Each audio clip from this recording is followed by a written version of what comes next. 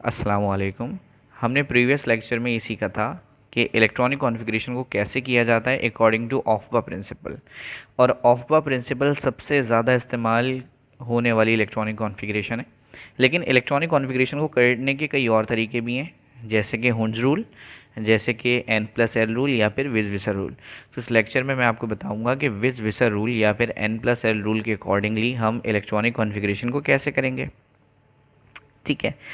अब हमने previous lecture में देखा था कि बहुत सारे ऑर्बिटल्स होते थे, जैसे 3D, जैसे 2s, 1s, 1s2, 2s2, 2p6, इतने सारे हमने ऑर्बिटल्स देखे थे। तो उसमें से जो नंबर ऑफ शेल्स होते हैं ना, जैसे 3s लिखा हुआ है तो 3 ये इंडिकेट करेगा n को। मैं भी डिटेल में बताता हूँ आपको। और जो l है ये एजीम्यूथल क्वांटम नंबर को कहते हैं, और इसका मतलब होता है कि वो ऑर्बिटल है कौन सा, यानी s है, p है, d है, f है। तो मैं थोड़ा सा आपको क्लियर करने की कोशिश करता हूँ। फॉर एग्ज़ाम्पल, अगर आपके पास लिखा हुआ है 3D, तो ये जो नंबर है ना आपके पास, कोफिशेंट, इसे हम कहते हैं n। ये हमारी n की वैल्यू, ये n कहलाता है प्रिंसिपल क्वांटम नंबर या फिर नंबर ऑफ शेल। तो ये d जो है वो तीसरे शेल का है, इसलिए इसकी n की वैल्यू कितनी है, 3। n का मतलब नंबर ऑफ शेल कह लें, जिसे हम अच्छे अल्फाजों में प्रिंसिपल क्वांटम नंबर कहते हैं।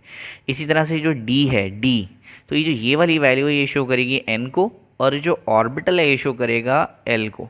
अब l की फुल फॉर्म क्या होती है भाई, l को हम कहते हैं एजीम्यूथल क्वांटम नंबर। इंतहाई तमीज़ से बताना चाह रहा हूँ मैं आपको। तो प्रिंसिपल क्वांटम नंबर हमें ये बात बताता है कि वो इलेक्ट्रॉन कौन से शेल का है, और एजीम्यूथल यानी एल की वैल्यू हमें ये बताती है कि वो एस ऑर्बिटल है, पी ऑर्बिटल है, डी ऑर्बिटल है या एफ ऑर्बिटल है। फॉर एग्जांपल, एस स्टार्ट होता है 0 से और मैक्सिमम जाता है 3 तक, बस एल की वैल्यू से ज़्यादा नहीं होती। अब अगर एल की वैल्यू 0 है तो समझ जाइएगा किसकी बात हो रही है, एस ऑर्बिटल की। इसी तरह से अगर एल की वैल्यू 1 है तो समझ जाइएगा बात किसकी हो रही है, पी ऑर्बिटल की। और अगर एल की वैल्यू 2 है तो बात किसकी हो रही है, डी ऑर्बिटल की। बिल्कुल इसी तरह से अगर एल की वैल्यू 3 है तो बात किसकी हो रही है, एफ ऑर्बिटल की। ठीक है। इसका मतलब ये हुआ कि अगर यहाँ डी है तो डी पर एल की वैल्यू कितनी होती है, देखें ज़रा, डी ऑर्बिटल पर एल की वैल्यू कितनी होती है, 2। इसका मतलब यहाँ पर एन तो 3 है लेकिन एल की वैल्यू कितनी है, 2।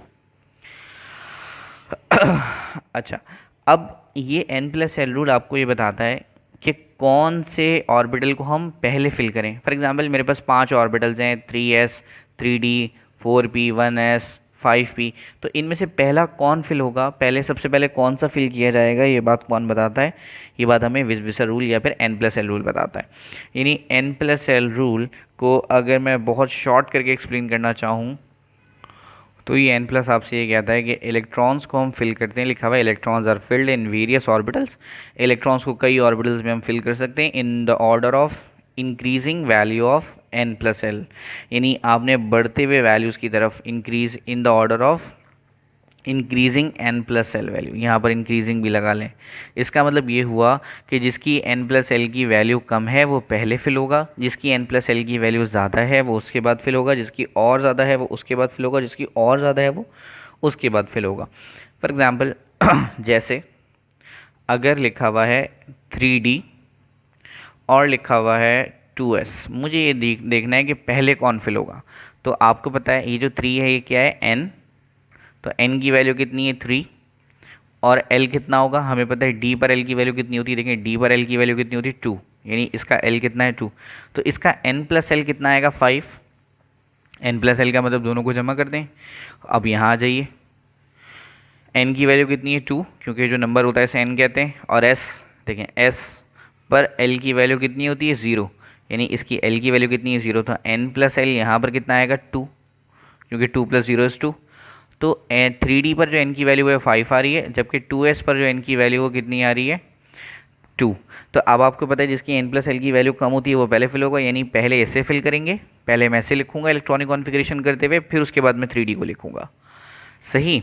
अब अगर मैं आपको इसकी डिटेल एक्सप्लेनेशन दूं थोड़ी सी, तो इसकी डिटेल एक्सप्लेनेशन ये है कि अगर किसी ऑर्बिटल की n प्लस एल की वैल्यू कम है तो वो पहले फिल होगा। लेकिन अगर दो ऑर्बिटल्स हैं बिलफर्स, जैसे अगर मैं आपके सामने लिखूँ 3d और अगर मैं आपके सामने लिखता हूँ 4p, ठीक है, तो अगर दो ऑर्बिटल्स हैं जिनकी n प्लस एल की वैल्यू सेम आ रही है, मैं इसमें n प्लस एल की वैल्यू आपको निकाल के दिखाता हूँ।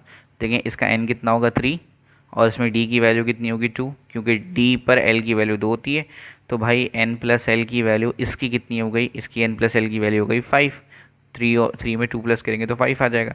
सेकेंड वाले में देखते हैं n की वैल्यू कितनी होगी 4 और p पर l की वैल्यू कितनी होती है देख लेते हैं ऊपर। तो देखें p पर l की वैल्यू कितनी होती है 1, तो यानी n की वैल्यू कितनी होगी 1।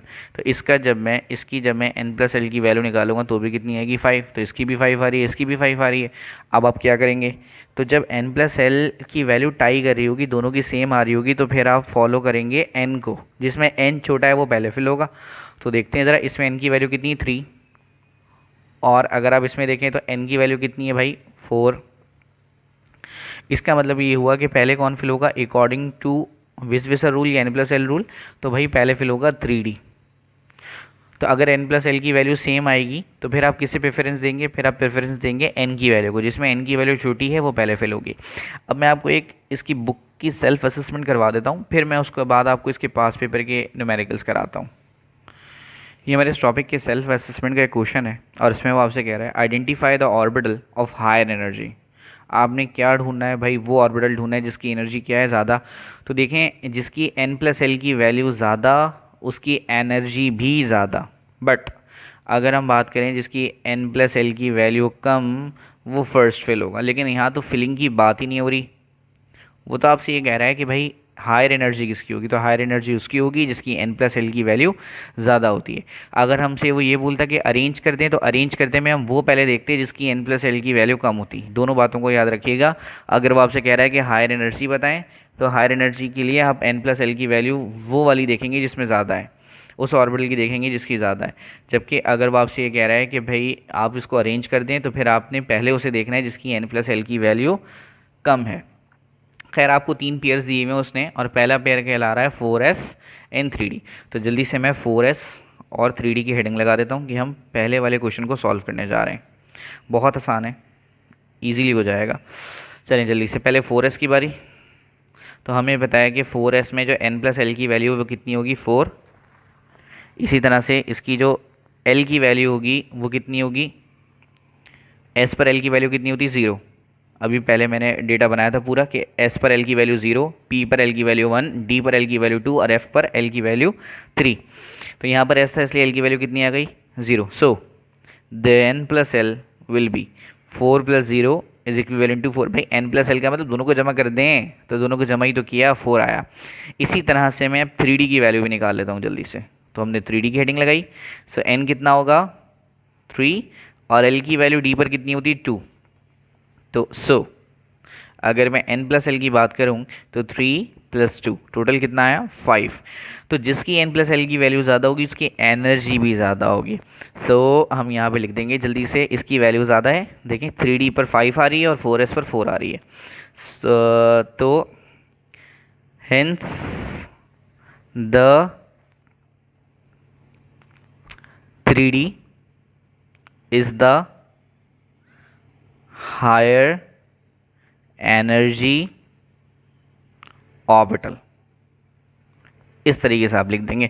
अब मैं दूसरा क्वेश्चन सॉल्व करता हूँ। दूसरा क्वेश्चन आपसे क्या कह रहा है वो कि भाई 4f और 6p में बताना है। तो जल्दी से देख लेते हैं, पहले हेडिंग लगा देते हैं 4f की। तो n की वैल्यू कितनी होगी 4, l की वैल्यू कितनी होगी 3, क्योंकि f पर l की वैल्यू 3 होती है। मैंने अभी जब थोड़ी देर पहले मैं आपको इसकी स्टेटमेंट पढ़ा रहा था तो मैंने ये सारी चीज़ें लिखी थी आपके लिए। सो n प्लस एल कितना हो गया भाई 4 प्लस 3 कितना हो गया 7। इसी तरह से अब हम किसकी हेडिंग लगा देंगे 6p की। तो 6p पर जो n की वैल्यू है वो क्या होगी 6, क्योंकि जो बड़ा नंबर होता है वही n होता है। और l की वैल्यू कितनी होगी, p है तो 1। सो n प्लस एल बराबर है 6 प्लस 1, तो कितनी आ रही है 7। ओहो सेम आ रही है सेम। तो जब भी वैल्यू सेम आएगी तो फिर आप किससे देखेंगे n को। एन किस में छोटा, सॉरी, अब तो आपने हायर एनर्जी बतानी है, तो अब जिसमें एन प्लस एल अगर सेम आ रहा है तो जिसमें एन की वैल्यू ज़्यादा होगी वो हायर एनर्जी होगा। तो यहाँ पर एन की वैल्यू 6 है, जबकि यहाँ पर एन की वैल्यू क्या है 4। तो ये आपका हायर एनर्जी वाला ऑर्बिट है। लेकिन अगर वो बोलते कि फिलिंग के लिहाज से तो फिर ये आंसर होता, लेकिन फिलिंग नहीं कह रहे, वो तो हायर एनर्जी पूछ रहे हैं, तो आप बिल्कुल इसी तरह से लिखेंगे, hence the 6p is the higher energy orbital. ठीक है, आखिरी क्वेश्चन क्या है, 5p and 6s। तो जल्दी से हेडिंग लगा देते हैं भाई, 5p and 6s। तो पहले 5p की वैल्यू निकाल देते हैं। तो 5p की हेडिंग लगा दी, n की वैल्यू कितनी होगी 5 और l की वैल्यू कितनी होगी 1। सो n प्लस एल इक्वल 5 + 1, तो भाई ये बराबर आ गया किसके, 6 के। अब हम जल्दी से हेडिंग लगा देते हैं 6s की। तो ये हमने हेडिंग लगा दी 6s की। तो n की वैल्यू कितनी होगी भाई 6 और l की वैल्यू s पर कितनी होती है 0। सो n प्लस एल बराबर है 6 + 0 इज इक्वल टू 6। ओहो, फिर टाई कर रहा है। तो भाई जिसकी n प्लस एल की वैल्यू बड़ी होगी उसकी एनर्जी ज़्यादा होगी, तो यहाँ पर तो सेम है।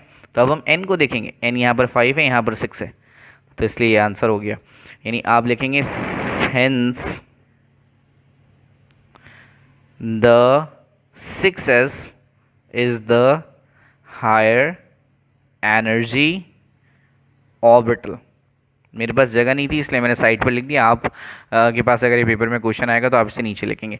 अब जो इस टॉपिक से पहले ऑलरेडी क्वेश्चंस आ चुके हैं पास पेपर में, वो थोड़े से अच्छे क्वेश्चंस हैं, अब हम उनको सॉल्व करते हैं।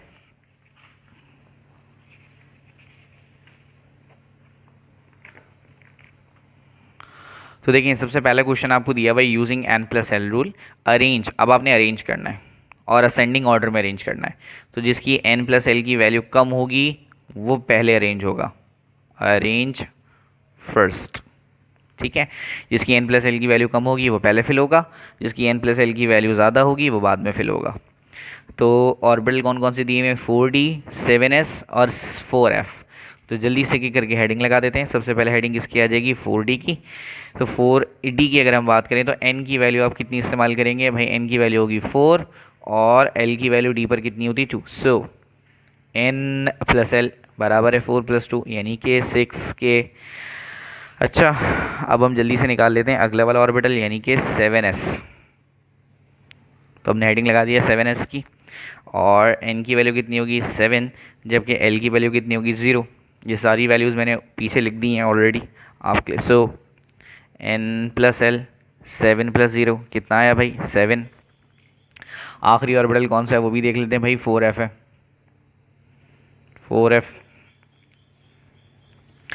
अच्छा भाई, तो अब हम जल्दी से देख लेते हैं n की वैल्यू कितनी है भाई 4 और l की वैल्यू कितनी होगी 3, क्योंकि f पर l की वैल्यू 3 होती है। सो n प्लस एल किसके बराबर है भाई 4 + 3 यानी कि 7 के। अब हम अपने आंसर को कंक्लूड करेंगे। दो में n प्लस एल की वैल्यू सेम आ रही है, इसमें और इसमें सेम आ रही है, जबकि इसमें कम है। तो सबसे पहले तो 4d आएगा, ये तो सबसे पहले आएगा, ये मैं रेफर कर रहा हूँ, आप मत करिएगा ऐसे, ये तो सबसे पहले आएगा। इन दोनों में टाई हो गया है, तो अब जिसकी n प्लस एल की वैल्यू कम होगी वो पहले आएगा, लेकिन दोनों में टाई है। तो अब n को देखेंगे, n यहाँ पर कम है तो इसलिए ये पहले फिल होगा और फिर ये सबसे लास्ट में। यानी सबसे पहले हमें लिखना है 4d, फिर हमें लिखना है 4f और फिर हमें लिखना है 7s। ठीक है, अब आप आंसर कैसे लिखेंगे